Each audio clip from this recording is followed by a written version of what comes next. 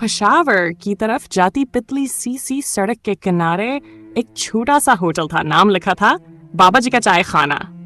यहाँ मजदूर, ड्राइवर और करीबी गोदामों के लोग आते जाते थे। रोमान भी आज सी होटल में बैठा था, एक कप चाय के साथ, चुपचाप सोचों में गम। अब यहाँ आए 2 हफ्ते हो चुके थे।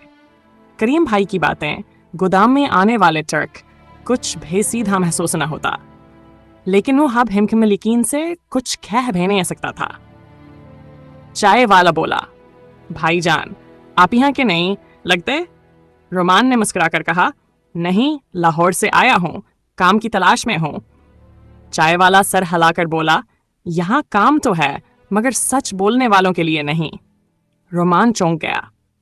कुछ कहने ही वाला था कि पीछे से आवाज आई, ओ ए लड़के, तुम वही हो ना जो करीम के गोदाम में काम करता है? रोमान ने मुड़कर देखा, 2 आदमी खड़े थे। हलिया आम सा मगर आंखें नोकीली। दोनों ने घूरते हुए कहा, इधर इधर सवाल करने की जरूरत नहीं है, समझा?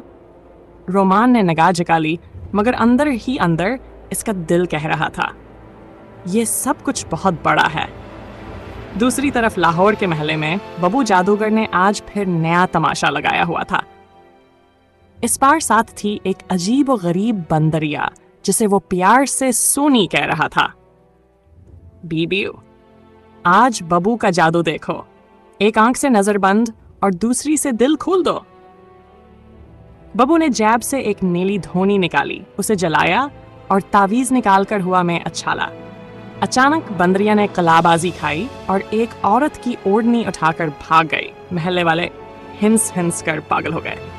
बबू चीखा, सोनी, ओह सोनी, तू जादू का हिस्सा है, चोर ना बन।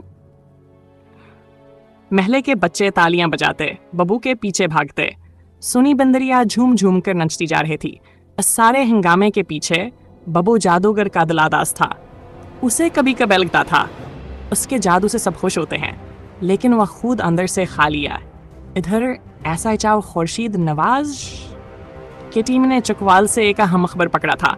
इसके पास फाइल नहीं थी, लेकिन ज़बान खुलने लगा था।